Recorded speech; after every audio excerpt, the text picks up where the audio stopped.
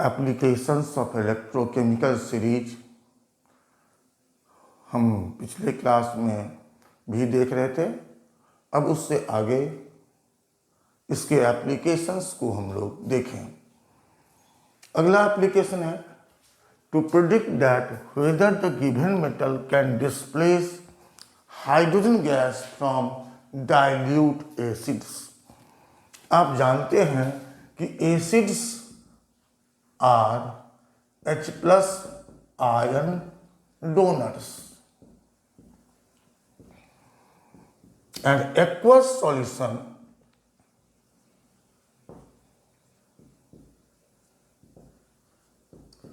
of an acid in dilute situation, मतलब जब concentration कम हो, लो हो, is rich in H+ ions, उसमें H+ आयंस बहुतायत मात्रा में उपलब्ध है। अब क्या करना है? हाइड्रोजन को डिस्प्लेस करना है। तो इसके लिए क्या करना होगा? H+ आयन को रिड्यूस करना होगा।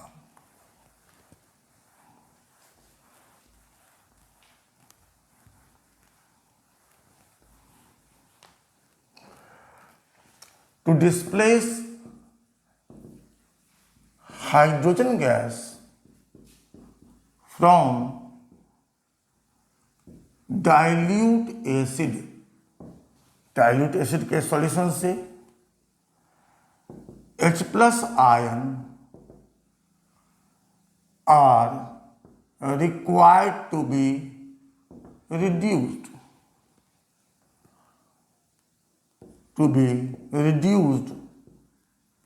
by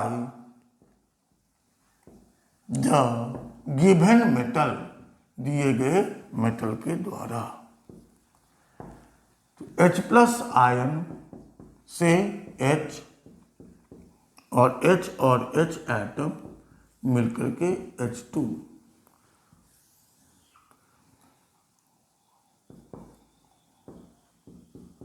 क्या हो जाएगा? 2H+ + 2 electron H2। अब E0 H+ आयन से H2 कितना होता है? 0.00 वोल्ट।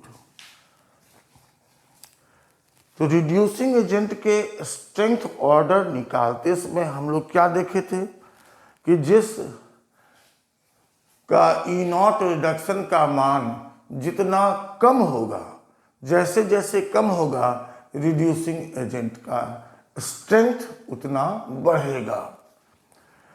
तो हाइड्रोजन का E0 रिडक्शन कितना है? 0.00। स्टैंडर्ड हाइड्रोजन इलेक्ट्रोड क्या हम लोग देख चुके थे इस वैल्यू को। तो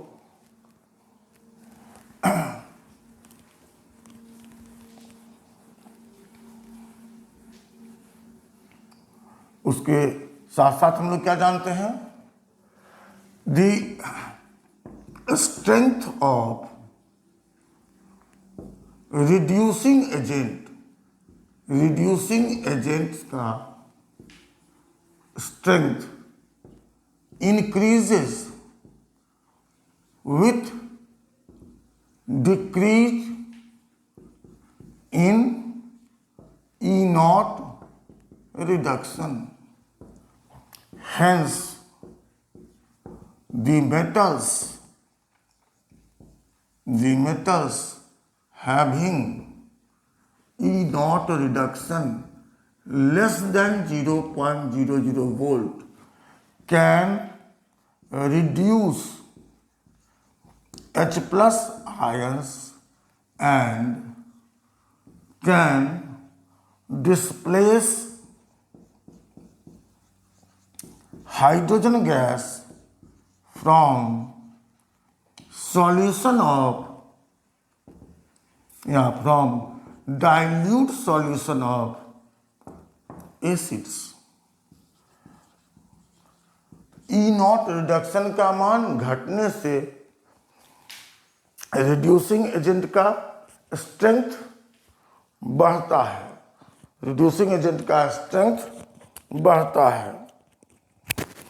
तो ई नॉट H प्लस से H2 का मान कितना है? 0.00 वोल्ट। अब इससे जिसका कम होगा वो क्या होगा? इससे ज़्यादा स्ट्रॉन्गर रिड्यूसिंग एजेंट, और जो स्ट्रॉन्गर रिड्यूसिंग एजेंट होगा वह इसको रिड्यूस कर सकता है। किसको? H प्लस आयन को। और इस तरह से वैसे मेटल्स जिसका ई नॉट रिडक्शन का मान 0 से कम है, मतलब निगेटिव है, वो डाइल्यूट एसिड से हाइड्रोजन को डिस्प्लेस कर सकता है। लेकिन वैसे मेटल्स जिसका ई नॉट रिडक्शन का मान 0 से अधिक है, वो वीकर रिड्यूसिंग एजेंट होगा, इसलिए वो डिस्प्लेस नहीं कर सकेगा। तो क्या कर सकते हैं? वाइल द मेटल्स हैविंग, वैसे मेटल्स हैविंग ई नॉट रिडक्शन का मान जिसका ग्रेटर होगा 0.00 वोल्ट से, कैन नॉट डिस्प्लेस, वो डिस्प्लेस नहीं कर सकता है hydrogen gas from dilute acids. Dilute acid से हाइड्रोजन गैस को डिस्प्लेस नहीं कर सकेगा जिसका ई नॉट रिडक्शन का मान 0 से अधिक होगा, क्योंकि वो वीकर रिड्यूसिंग एजेंट हो जाएगा। अब जैसे ई नॉट Ag प्लस से Ag plus 0.80 volt, E not Cu plus plus से Cu plus 0.34 volt, E not Pb plus plus से Pb minus 0.13 volt, E not Fe plus plus से Fe minus 0.44 volt, E not Zn plus plus से Zn minus 0.76 volt. अब इन 5 metals में हम लोगों को बताना है कि कौन मेटल डाइल्यूट एसिड से रिएक्शन करके हाइड्रोजन डिस्प्लेस करेगा और कौन नहीं कर सकेगा। तो अभी हम लोग देखें, 0 से कम होने पर डिस्प्लेस कर सकेगा, अधिक होने पर नहीं कर सकेगा। इसका मतलब वैसे मेटल्स जिसका ई नॉट रिडक्शन 0 से ज़्यादा है, जैसे यहाँ सिल्वर, कॉपर, ऐसे metals can not displace hydrogen gas from dilute acids. Dilute acid से हाइड्रोजन गैस को डिस्प्लेस नहीं कर सकेगा। लेकिन ऐसे मेटल्स जिसका ई नॉट रिडक्शन का मान 0 से कम है, जैसे lead, iron, zinc etcetera, can displace, वो डिस्प्लेस कर सकता है hydrogen gas from dilute acids. Dilute acid के साथ रिएक्शन करके वह हाइड्रोजन गैस को डिस्प्लेस कर सकता है या करेगा। अब अगला एप्लीकेशन हम देखें कि to predict that whether the given metal can displace hydrogen gas from water और not.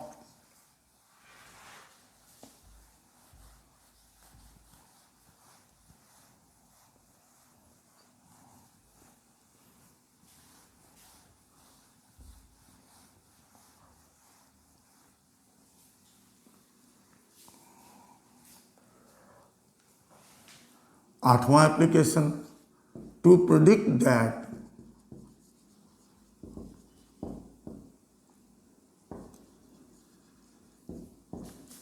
whether the given metal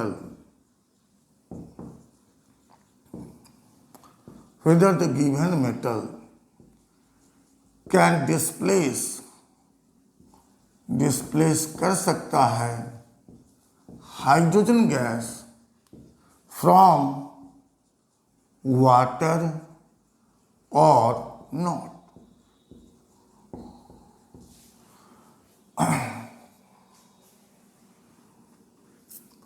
water is सबसे ज़्यादा कॉमनली यूज सॉल्वेंट, और पोलर सॉल्वेंट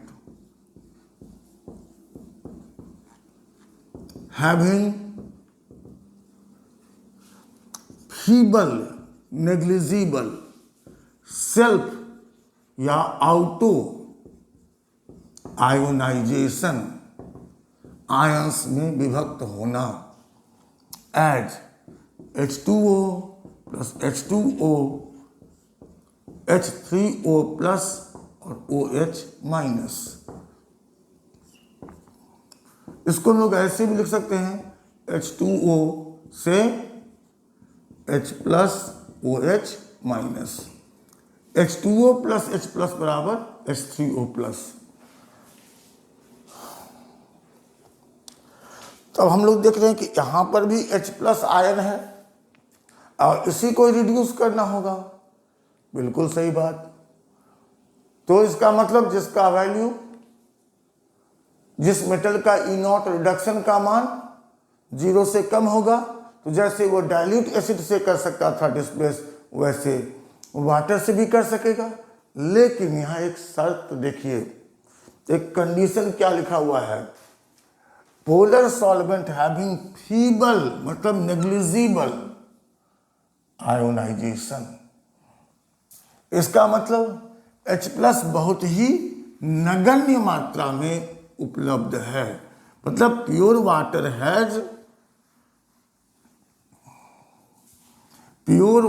हैज नेग्लिजिबल, नगण्य, नौ के बराबर आयोनाइजेशन, आयंस में separation,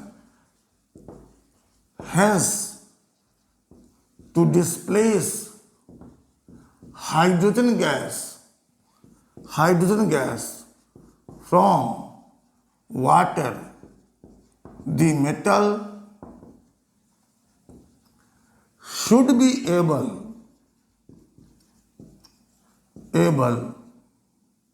to increase extent of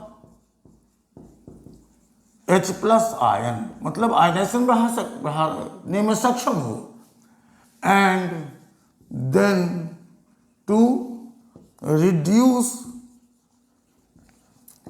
H plus ions into H2। तो H plus ion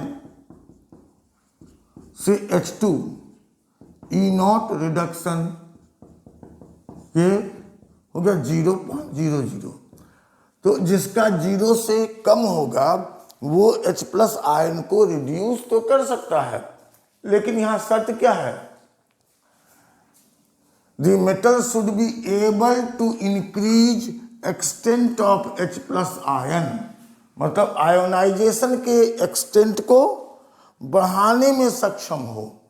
मतलब इसका क्या हुआ कि मेटल को ज्यादा रिएक्टिव होना चाहिए, ज्यादा स्ट्रॉन्गर रिड्यूसिंग एजेंट होना होगा, क्योंकि पहले वो एक्सटेंट ऑफ आयनेशन को बढ़ाएगा, उसके बाद H प्लस आयन को रिड्यूस करेगा। तो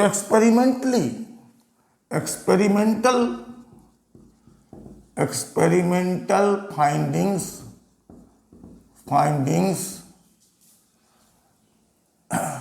say that the metals, वैसे metals having E0 reduction less than equal to minus 0.44 volt can displace hydrogen gas from water, while metals having E0 reduction greater than minus 0.44 volt cannot. Also, the ease of displacing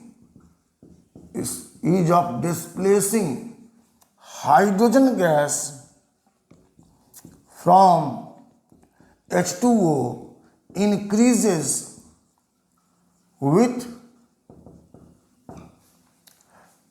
decrease in E0 reduction from minus 0.44 volt. ये जो limiting value है, इससे जितना नीचे होगा E0 reduction का value, उतनी ही आसानी से वह हाइड्रोजन गैस को डिस्प्लेस कर सकेगा वाटर से।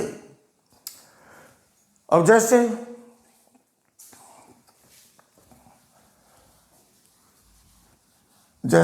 E0 रिडक्शन कुछ मेटल्स का हम लोग कंसीडर करें। E0 Pb++ से Pb minus 0.13 volt, E0 Fe++ से Fe minus 0.44 volt, E0 Mg++ से Mg minus 2.37 volt, E0 Na+ से Na माइनस 2.71 वोल्ट। अब इस एग्जाम्पल में हम लोग कंसिडर करें तो वैसे मेटल्स जिसका लिमिटिंग वैल्यू इस वैल्यू से अधिक है, like lead, can not displace, वह डिस्प्लेस नहीं कर सकता है hydrogen gas from water, but the metals like iron, magnesium, sodium, etc. can displace, वो डिस्प्लेस कर सकता है हाइड्रोजन गैस फ्रॉम वाटर।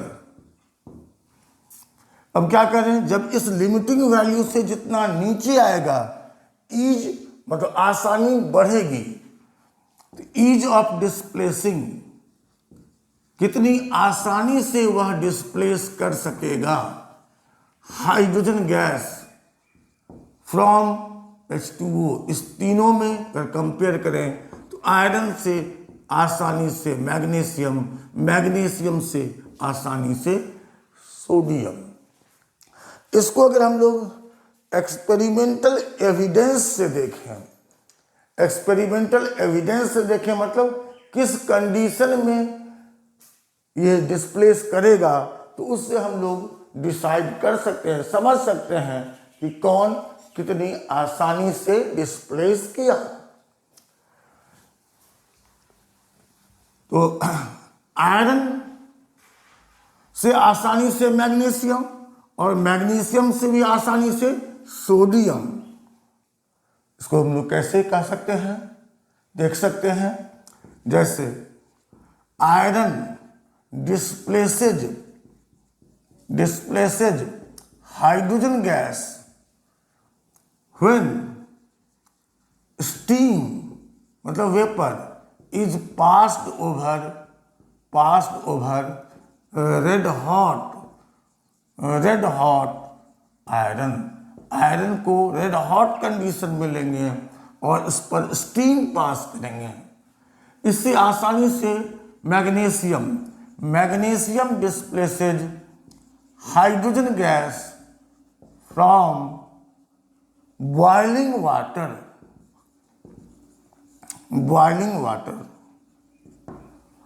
और sodium displaces hydrogen gas from cold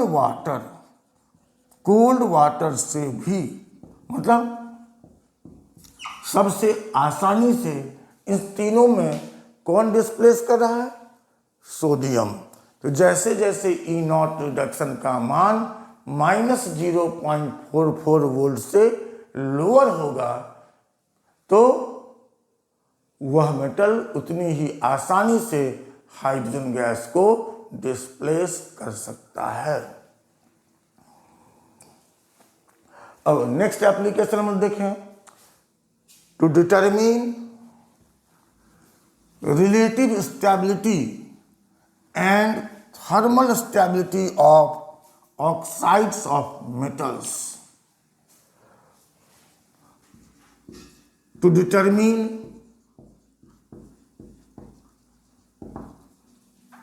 relative stability and thermal stability,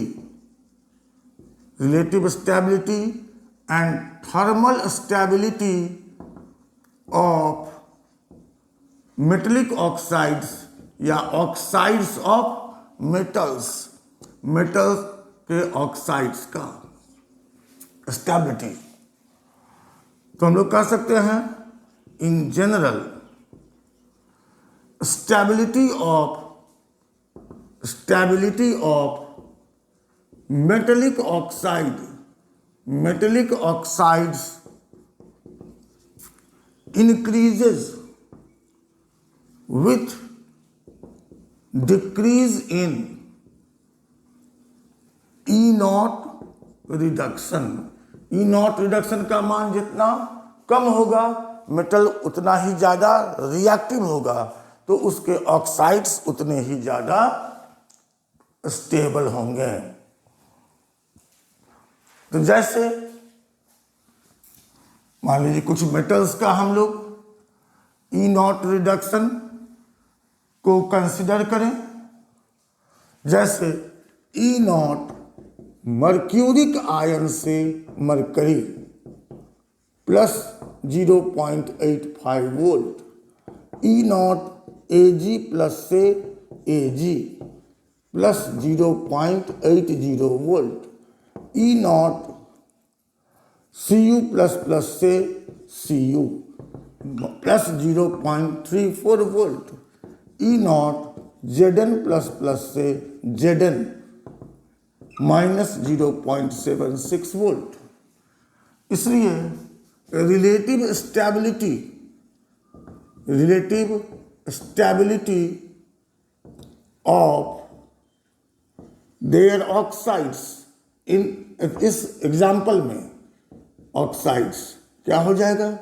mercuric oxide से ज़्यादा stable silver का oxide, इससे ज़्यादा कॉपर का, इससे ज़्यादा जिंक का। अब थर्मल स्टेबिलिटी यहाँ एक टर्म है, इसको हम लोग देखें। Oxides of the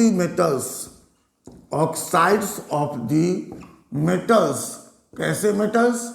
having E naught reduction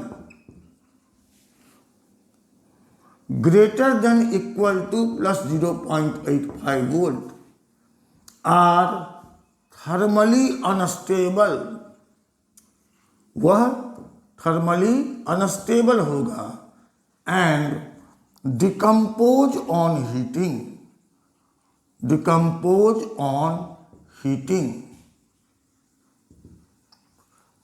while oxides of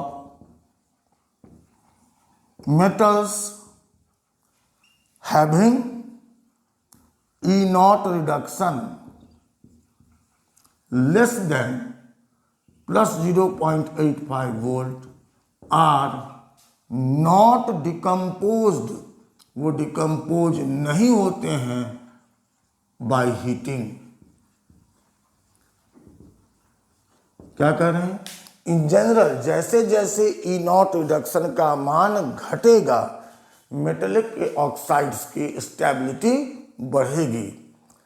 experimentally देखा गया है कि जिस मेटल का ई नॉट रिडक्शन का मान प्लस 0.85 वोल्ट के बराबर या उससे ज़्यादा है तो उसके ऑक्साइड्स थर्मली अनस्टेबल होते हैं और वो हीट करने पर डिकम्पोज कर जाते हैं। लेकिन जिन मेटल्स का ई नॉट रिडक्शन का मान उससे कम होता है वह थर्मली स्टेबल होता है, हीट करने पर डिकम्पोज नहीं होते हैं। जैसे हम लोग देख रहे हैं ये इस लिमिटिंग वैल्यू पर है, इसको अगर हीट करते हैं तो यह एक सर्टेन टेम्परेचर पर जाकर डिकम्पोज कर जाता है। लेकिन अगर हम लोग सिल्वर के ऑक्साइड के लिए देखें, इसका वैल्यू उस लिमिटिंग वैल्यू से कम है तो no chemical change, physical change होगा लेकिन कोई केमिकल चेंज नहीं होगा, नो डिकम्पोजिशन। अब मान लीजिए आपको कहा जाए कि ये जो डिकम्पोजिशन हुआ इसके लिए टेम्परेचर है 357 डिग्री सेल्सियस। अब कोई मेटल A+N से A का ई नॉट रिडक्शन का वैल्यू अगर प्लस 1.31 वोल्ट है तो यह किस टेम्परेचर पर डिकम्पोज करेगा?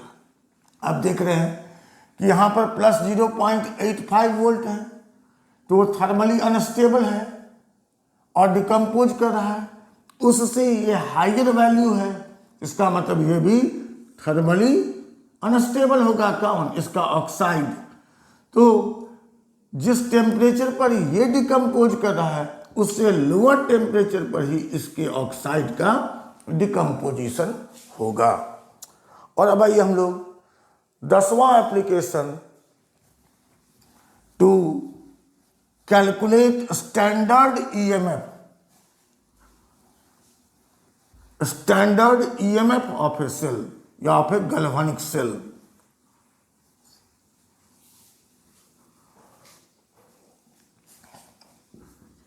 To calculate standard EMF, standard EMF of cell.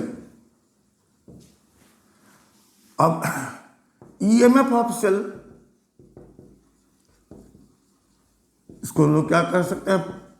Electromotive force, electromotive force of a cell is measure of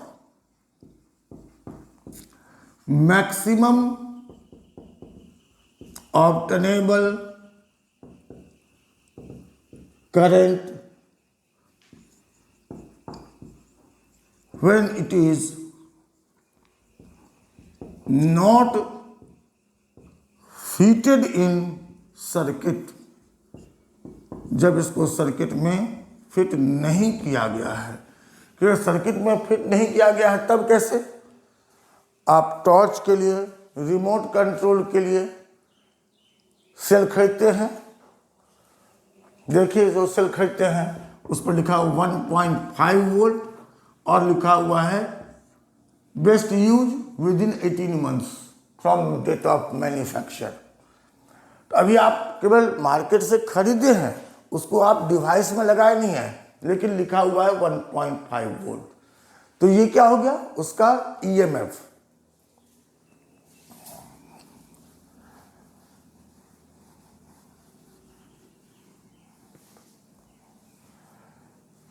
EMF of a cell under standard conditions, under standard conditions, standard condition means जो standard single electrode के लिए condition था, temperature, concentration और pressure का, standard conditions is called standard EMF of cell. Standard EMF of cell. मान लें हम लोग E naught cell standard EMF of cell. तो इसका मान हम लोग कैसे निकाल सकते हैं? बाय यूजिंग इलेक्ट्रोकेमिकल सीरीज, ये देखना है। E naught cell standard EMF of cell, E naught cell बराबर E not cathode minus E not anode, E not cathode minus E not anode. तो ई नॉट कैथोड, कैथोड पर जो chemical species होगा उसका standard reduction potential, and E not anode are, या हम लोग कह सकते हैं values of E not cathode and E not anode are known from, इसका वैल्यू कहां से देखेंगे? इलेक्ट्रोकेमिकल सीरीज से। अब इस दोनों का डिफरेंस क्या हो गया? Standard EMF of cell. इसलिए E naught cell can be calculated with application of electrochemical series, क्योंकि इसका वैल्यू हम लोग कहां से देखेंगे? इलेक्ट्रोकेमिकल सीरीज से। अब इसका कुछ एग्जाम्पल्स तो हम लोग पहले अगले क्लास में समझेंगे। सेल क्या है, प्राइमरी सेल, सेकेंडरी सेल, उसके बाद गैल्वेनिक सेल, गैल्वेनिक सेल का डायग्रामेटिक रिप्रेजेंटेशन, और उसके बाद हम लोग कैलकुलेट करेंगे स्टैंडर्ड ईएमएफ ऑफ सेल।